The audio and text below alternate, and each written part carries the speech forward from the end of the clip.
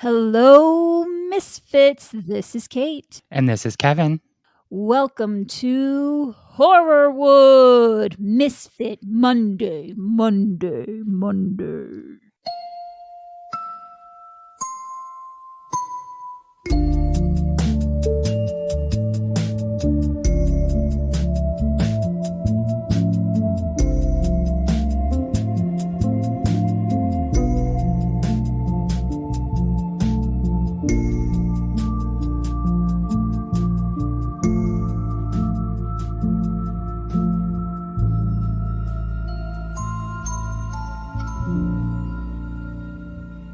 I love the echo. Thank you. I wanted that to come through. So, we're doing a little different episode today because I have been possessed by this stomach demon that won't go away. And it really sucks because I've been like bedridden for days. So I haven't been able to finish my regular episode that I was gonna do for today. So instead, the amazing, phenomenal, fantastic Kevin Corbett has agreed to tell some spooky stories. He was going to write them in, and I was like, you know what? I just need you to tell them because I can barely sit upright. So, Oh, no. So I'm excited. I am too. And listeners, you should see Kate. She literally, it's like looking at The Exorcist, like Reagan. That's it. No, I'm kidding. Could you imagine like looking at the picture, you just have like the eyes and you're just like, everything's fine. And you're like, pea soup all over there's pea soup all over the back of her room. I'm just like, I'm really struggling today. Oh man, but this is going to be great. I'm excited to hear these stories. I don't know what they are. So I'm super excited. Yeah, they're interesting for sure. I think, like my mom was a really big paranormal person, like really into the occult and ghosts and religion and things like that. And so I kind of grew up around all of these ghost stories that my family had. And that's how I got started on horror movies so young. She took me to... Oh, I don't think I realized that. Yeah, she would take me to like rated R movies in the theater when I was like 7, which probably is not a great thing to happen. I mean, that's why I'm in therapy still. But no, it's fine. You know what? Our moms are similar in that way because my mom, when I was 7, I distinctly remember, I think I was around 7. I distinctly remember her watching a movie in the den, and I was like, "Oh, what are you watching?" And she said, "Pet Sematary. Come sit down." God. That's a hard one. She loved I say loved, she's still alive, everyone. I'm not saying it like she's past tense. She loved horror movies back then. She doesn't necessarily get into them anymore, but like Halloween, The Shining, Pet Sematary, like all of those, she was like, "Oh, let's watch this." And I was like so young and terrified. Oh my gosh. I remember I saw Halloween when I was like 7 years old. It was Halloween night. Of course it was. And my parents had gone to bed and I had, come back from trick-or-treating. I think I was dressed as a little Dracula. I loved dressing as vampires or Power Rangers at that time. It was like either or. Yeah, and I watched Halloween and I remember being completely terrified, but that kind of terrified where you can't move, like you're kind of just sitting there staring and you can't sort of look away from the screen even though you want to. That was kind of the effect that it had on me as a kid. I was like, this is terrifying. I don't want to watch this. I'm really scared, but I can't move. It's interesting that like that followed you through your whole life, that you're still really into horror movies because it's crazy. Didn't traumatize you. No, I mean, I don't think, but we're still working that out. But but yeah, I had this thing with like The Wizard of Oz as well when I was a kid. Like I would come home and watch it consistently after school every day. My parents were like, "Why is he doing that? Like, why is he so obsessed with this movie?" And so they took me to like a child psychologist, or they consulted someone about it. And because you watched The Wizard of Oz a lot? Yeah. But like when I say a lot, I don't think I'm kind of showing that it was like obsessive, like kind of every day Oh. would sit down and not, look at anything else but the Wizard of Oz. And it turns out it was because I was like afraid of the witch, Oh. but I couldn't look away. I was kind of like, it felt like some kind of addiction. I'm digging a hole really deep into like my psychology. What's Like, funny is that, like, I love The Witch. Well, I do back then too. I Yeah. didn't. Back then I was scared, but, like, now I think she's the most incredible. She's the best character for number 1, Yeah. but also I just love that actress, and yeah, that's really interesting. Isn't it? I like/hate that they took you to a child psychologist because you 'Cause I was obsessed with The Wizard of Oz. Isn't that it's like it was like I was so scared of it that I had to keep looking at it and keep watching it. It was kind of like I became transfixed with it in a way. And I think, like, Ooh, I think that happens a lot with, like, things that we're afraid of and things that we're scared of. There's some interesting. kind of Yeah. attraction to them, but also, like, a repulsion from them. So, Ooh. ooh, spooky. Alright, so let's hear some spooky stuff. Ghost stories. Okay, picture it. No, I'm Picture it. 1993. No. Um, so I'm from Parkersburg, West Virginia. It's on the Ohio River. Okay. So there were a lot of ships, like, back in the early 1900s. It was a big booming kind of river town. I'm from Louisville, which is also on the Ohio River. Isn't that interesting? Yeah, that's crazy. So the boats that came past us would head on down there. Head on down. But yeah, it's a really interesting I mean, now it's, ever since the whole kind of river traffic dried up, it's, there's not Mhm. too much there. There's a lot of, like, power plants along the river, and, it was fine growing up there. I don't know. I mean, West Virginia is a beautiful state. I think there's a lot of really gorgeous things to Mhm. see and do, Yeah, but, I mean, kind of politically and, um, gotcha. culturally, not for me, I think. Not your vibe. Not my vibe, which is why I'm here in Chicago, but Whoop, whoop. my parents and I lived in this old Victorian house, Ooh. on Avery Street. I remember the name, it was Avery Street, and there were a lot of really pretty old houses over that way, and I remember it being kind of this dark green house. It had 3 floors. It was pretty massive. Yeah, those are huge houses. They're so big and vast, and we got Mhm. it for cheap because I think my mom was friends with someone who lived, like, a couple houses down who owned it, and they were just renting it out. Oh, okay. So we got it at I don't remember how much it was at the time, but we got it for a pretty cheap price, and I never liked it. I mean, we lived there when I was probably, like, 4, 5, 6 for just a few years. Mhm. I mean, it was gorgeous inside, don't get me wrong. It was really, Yeah. old hardwood, everything was kind of Oh, yeah. like a mahogany and, the Mhm. steep spiral stairs and gorgeous, gorgeous house. I do remember, though, it was really old, and my mom and I were sitting in the living room once, and the ceiling caved in on us. Oh, oh, wait. I'm so way to drop that in there. Well, literally. We were just watching Halloween and then the ceiling The caved ceiling in. caved in. Oh, it was insane, and my mom was screaming, and it was fine, like, it was just the plaster, and it just kinda cracked and fell and hit us in the face and head. Oh, But we were okay. so sidebar, in the apartment that Matt and I lived in before this place, that tub was so rusted through that every time I was in the shower, I was like, this is going to cave in and I'm going to fall down to the second Oh story my god. with all the frat guys and I'm going to Mhm. be naked and wet because I'm going to be in the shower and it's going to be awful. And it was like a terror of mine. So I guess, ceilings fall through Ceilings sometimes. fall, things I mean, it's a valid fear to have, and I'm sure those frat guys would've just been like, "Yeah," and then kept Ugh, partying. they were the Awful. worst. I remember. Playing their video games. Oof. So, yeah, the ceiling caved in. It was an interesting place, but I remember constantly just being afraid and constantly being scared. Like, Mm. I wouldn't my bedroom was on the 2nd floor.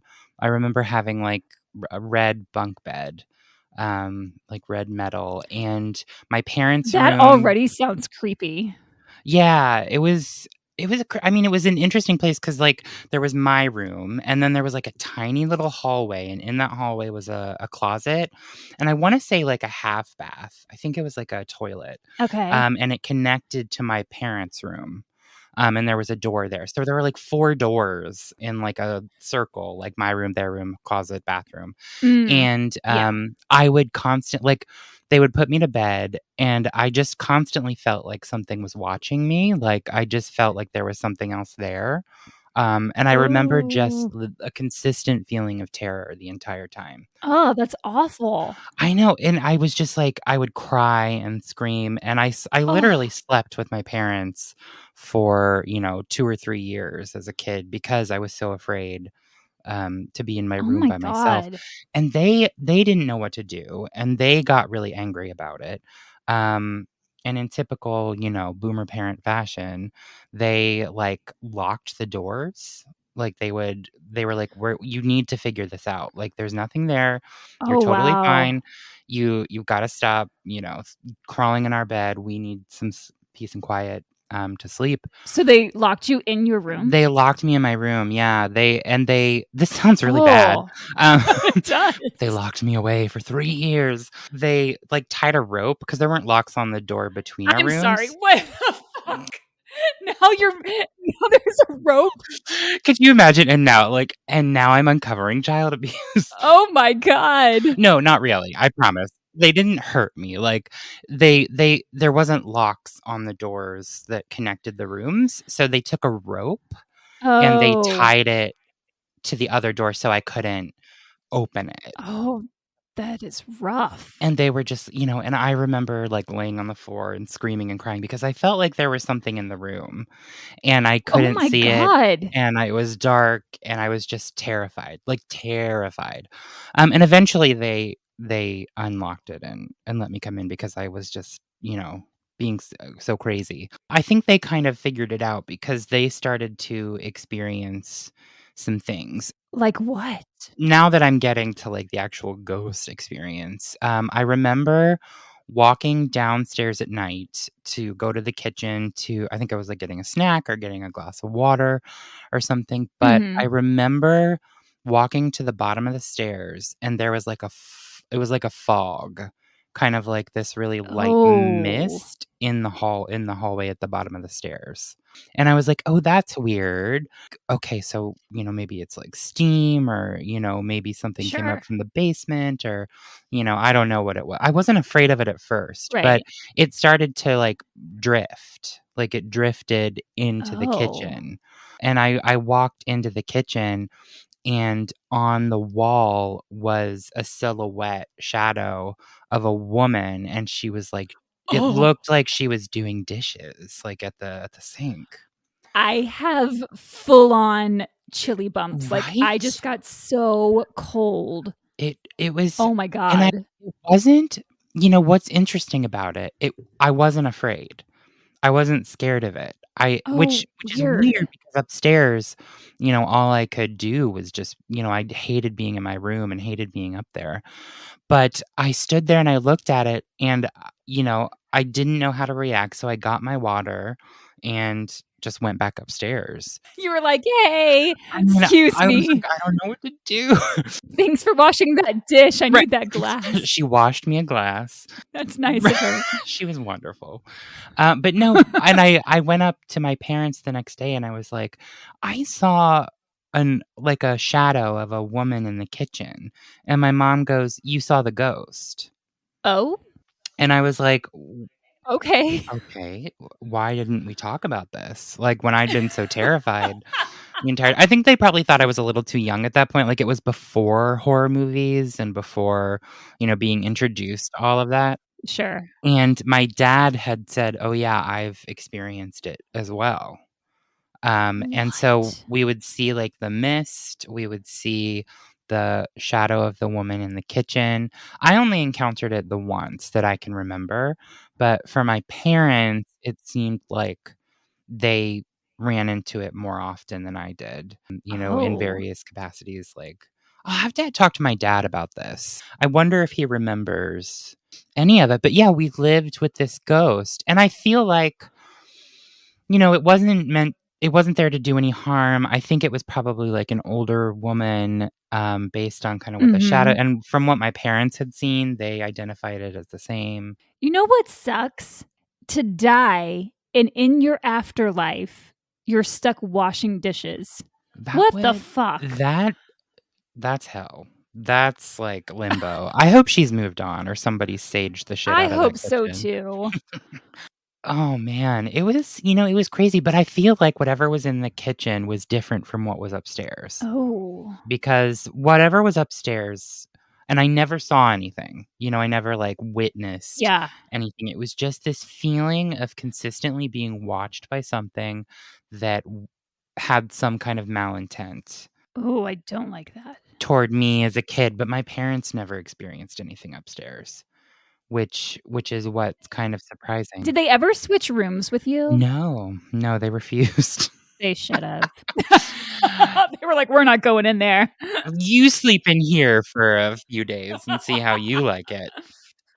Oh my But yeah, god. that's my ghost story from that time. That was a good one. And I think about it now and then, but yeah, I hated being upstairs. I hated being in that room.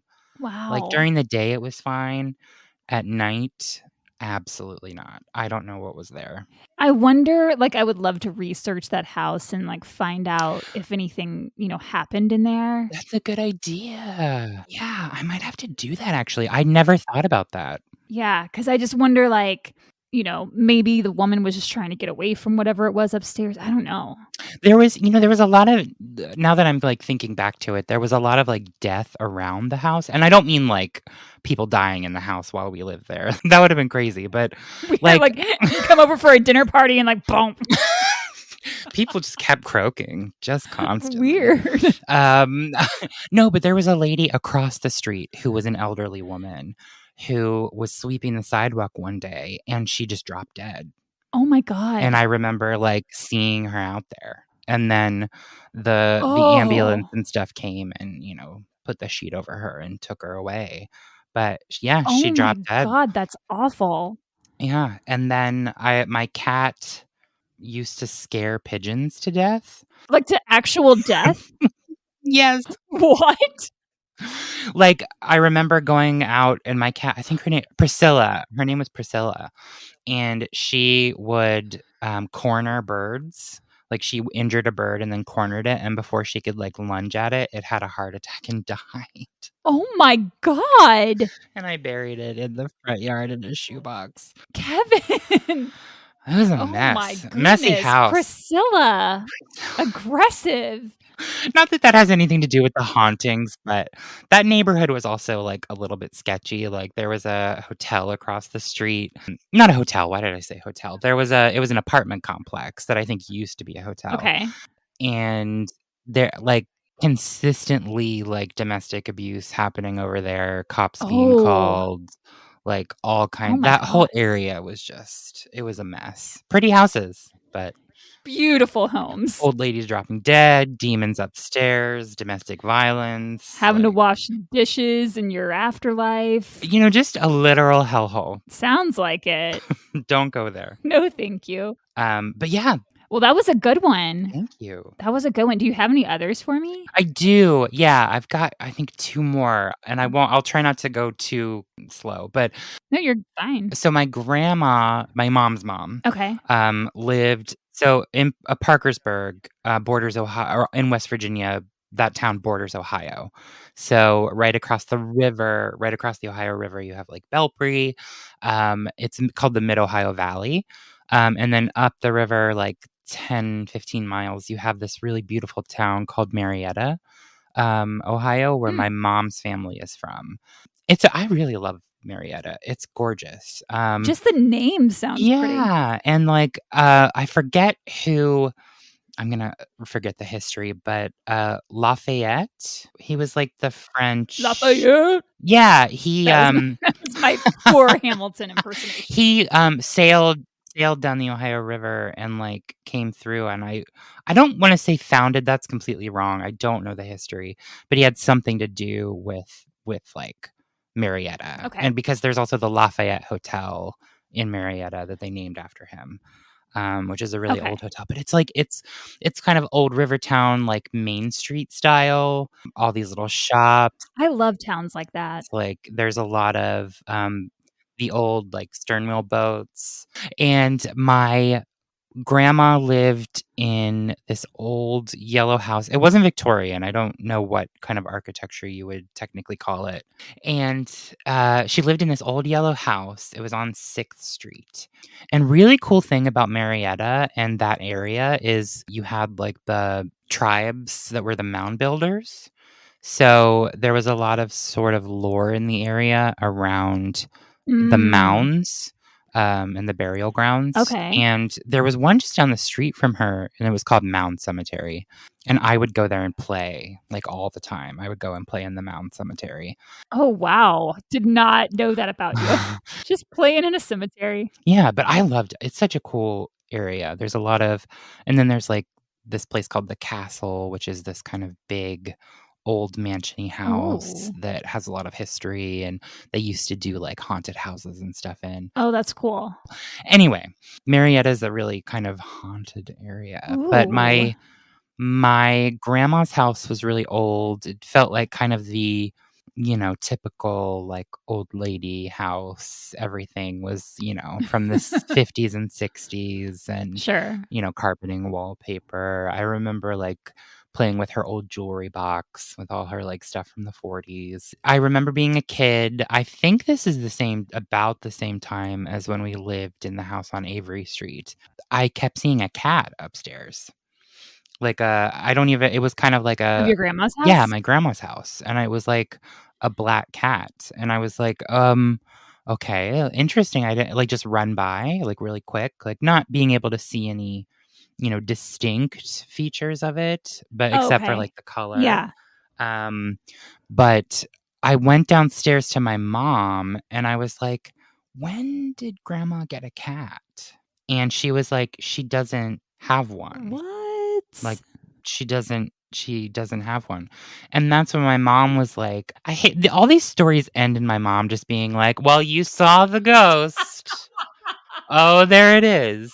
It's like, "Bitch, tell me if there's a ghost." Like, just be I up need to front. know. Because she's like, "Oh, I you saw the ghost cat." And I was like, "Well, what the fuck's the ghost cat?" Well, the Um, cat's out of the bag. and in the afterlife. But yeah, so she was like, "Oh, I think she said the cat's name was Jinx." But, yeah, there was a ghost So cat. there was an actual There cat. was an actual cat at one point, but at that time, there was no real alive cat living in the house when I saw the ghost. It was Jinxie. Oh, shit. He Um just wanted to, like, hang I know, around. he just wanted to hang around, and it was never, again, nothing malevolent, nothing crazy, just like a kind of a Mhm. shadow of a kitty, around the house. And my Oh, grandma would see it, and my mom would see it, and, they would say, "Oh, there's the kid. I saw Jinxie," or "I saw the kitty." there's the Um, ghost "There's the cat. ghost kitty." But, No big yeah, deal.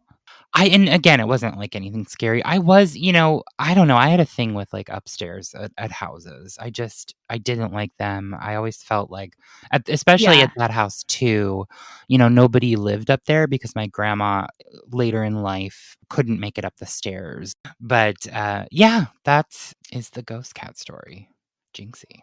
Jinxie. That was good. Any other stories for me? I have one more, Kate. Ooh, let's hear it. I'm excited.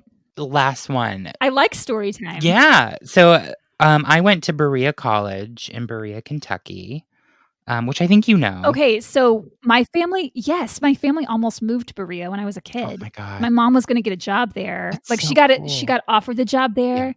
We went down there. I loved Berea, but ultimately she was like, "I'm not moving." So that didn't happen, No, that's but fair. it's It's a beautiful there. gorgeous town, and I didn't honestly, when I first applied, it was something that my parents made me do because the tuition's free, you just have to work at the Ah, college. okay. And I did not want to go there because I was just coming, out of Appalachia. I'm ready for a city, I don't Yeah. wanna go back into the woods. Because it is It is very, like, quaint and yes, quiet. but the thing is, it's gorgeous, absolutely beautiful. Mhm. It's a big artisan town, lots of arts and crafts. It's very liberal in the Yeah. center, in the college area, big international student population. So, I was just making snap judgments before I even went there. But when I got in, my parents were like, "You're gonna go, because this is free." Okay. So, Your parents really played a big role in this they episode. I had really no idea. did. We're unraveling that in therapy. Okay. Renegotiating boundaries. Hey. Hey. But yeah, so I went to Berea College, and like I said, you had to work as a student if you went there. So you were in the labor program. So Mhm. everybody who went there had some kind of position. And essentially, when you first went there, you would sort of fill out a survey of your interest areas, and they would place you. Oh, okay. Now, your first semester, first year, a lot of people would get placed in broom making or basket weaving because the town was known for their brooms. Amazing. It's like they produced these really beautiful brooms that looked like the old witch brooms with like the stick and the wraparound. Oh, yeah. You could buy them in the town. I don't know if they exported. I don't know the whole thing around that. But, Sure. people would get placed in sort of these manual labor positions. But as you went on, you could apply and move to different departments. And, if you wanted to do something specific, you could figure it out. And I believe, I don't, this is all could have changed because this was, mid 2000s. Sure. I got placed on the school newspaper. Oh. I got lucky. I got really lucky. And I got placed on the school newspaper as a reporter because I was into Oh, journalism and I cool. wanted to continue that. I wanted to do more of that. And they listened and they placed me there. Yeah. I ended up fucking hating it and, moving on to theater. As we all do. I had this editor, her name was Marina. Shout out to Marina. We became really close Hey, friends, Marina. but she terrified me. Like she was so scary to me. But Oh, she was a no. great, reporter and staffer. She was the editor of the newspaper and she really knew her shit Yeah. and, she had it going and we became friends eventually because I ended up telling her like I'm fucking terrified of you and I don't know what to do about it. And she's like, "You're scared of me?" And we ended up becoming pretty close friends. So she's great. Oh, I love that. Um, but yeah, then I realized I hated newspaper and wanted to do theater. But after my first semester, Berea had this thing called short term. So there was fall semester, short term, spring semester, summer Okay. term. And short term was basically like the full month of January. It was a time when a lot of students would study abroad for a month. Oh, yeah. Or you could do a short-term class. Because I was in the theater department, I took mask Oh, making. cool. I remember making a mask that was a glass of water, What? and I named it, like, Princess Consuela Lopez or something. I don't know. That's amazing. It was experimental, it was I college. love it. We all experimented in college We experimented with weird shit. in our own ways. Me with clay. Okay, so I couldn't during short term, the newspaper went offline because a lot of people would leave campus for short term. So I Oh, had to okay. still do labor though, like 5 hours a week. Luckily, someone in the theater department worked for one of the buildings, and the building was called the Emory Building. And the Emory Building was the Child and Family Studies building. It was very old, and I would go in, I was a janitor there. Okay. And so I would go in like late afternoon and I would clean Yeah. and just sweep and mop and clean the bathrooms. And I didn't hate it. Like it wasn't, I just put my headphones on and there were hardly anybody in there. And the girl in the theater department I knew was like the building monitor. She would open and close it and oversee, the maintenance and everything for it. Okay. And there was this really creepy room that had this dark green carpet and was basically like a replica of like an old like 70s family style living room. It had a couch. Oh, It okay. had like couches and a dining room table and like a fireplace weirdly, I think, if I'm remembering correctly. I Oh, hated going in there and cleaning because it just felt off. Like it yeah. felt awkward and off. And again, that feeling that someone's like watching you. And I remember one day I was cleaning the bathroom and I was bent over the sink. And so, when people come up behind you and they'll like take their fingers and kind of poke you on the sides here. Ugh, I hate that. Yeah. Yes, I I hate that. felt like full on felt someone poke my sides. Oh, It was like boop, like someone was trying to scare me. And I was like, oh, one of my friends came by and like they snuck up on me. But I yeah. turned around and nobody was there. So you got ghost poked? I got ghost poked. Oh man. And well, the thing is, it was like so far down. I was like, well, what was that? And I was super freaked out, Kate. Because there was nobody there. Well, yeah, because you got ghost poked. I'd be freaked out too. Something touched me and I was like, okay, I had my doubts and thoughts, like I felt uncomfortable in some places in this building, but now, this confirms it. And so, and Yeah. then again, this is always like the thing that happens, but I went to the girl who got me the job and I was like, so can I ask you a really dumb question? And we had never talked about anything like this before. I was like, can I ask you a weird question? Yeah. Have you ever had any like weird experiences at the building? Because you've been there a lot and at Yeah. night and stuff. And she was like, have you seen the two little girls yet? Excuse me? Right. And I was like, what are you talking about? And she's like, the ghosts of the two little girls. Did you see them yet? And I was like, What the? Why are people always waiting until after the fact to inform you that there are ghosts I'm around? really fucking sick of it. Like when I walk into some place, I want someone to walk right up to me and be like, this is haunted. You can see this, or this, or experience this, so I can be ready. Because all of these other times, I wasn't ready. It's just a courtesy. Right. It's just a courtesy. So I was like, are you kidding me? And I told her what happened. And she's like, yeah, that's pretty tame compared to some of the stuff that goes on there. What stuff goes on there? Well, she was mentioning that like things would move and all this stuff would happen. And the room that I was afraid to go in was like the room that they inhabited. Yeah, so that's why I always got that uneasy feeling like I was being watched in there. I knew that room was up to no good. But then, I mean, I still had to go there every day and clean. It only lasted a month. I only had to do it for a month, and then I went back to my newspaper job. Yeah. But I would always get a really uneasy feeling walking past the building. Like, I just didn't want to go back in there ever again. Oh. Well, there are two little ghost girls. But I don't think it happened while I was there, but I think they demolished that building because it was so old. I wonder what happened to those girls. I don't wonder, like, why they were there. Well, it was so interesting because it was the Child and Family Studies building. So, I wonder. Oh, that's right. I forgot about that. I wonder what, happened there, or maybe what that building was prior to being a study building. Weird. But I'll have to look that up too. I have some research to do. I'll send you some follow-ups. Oh, I would love it. Those were good. Thank you for sharing. Ghost poked.